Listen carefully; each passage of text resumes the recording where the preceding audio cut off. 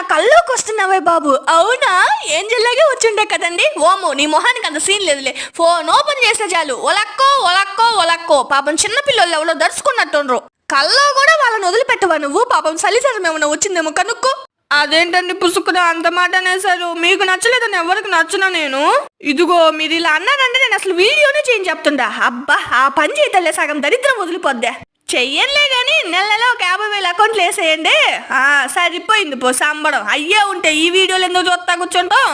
సరే సర్లే, మీతో నాకెందుకు చెప్పండి. ఇంకా వీడియో విషయానికి వస్తే, వచ్చేది సమ్మర్ కాబట్టి వాటర్ కంటెంట్ ఎక్కువగా తీసుకోవాలి.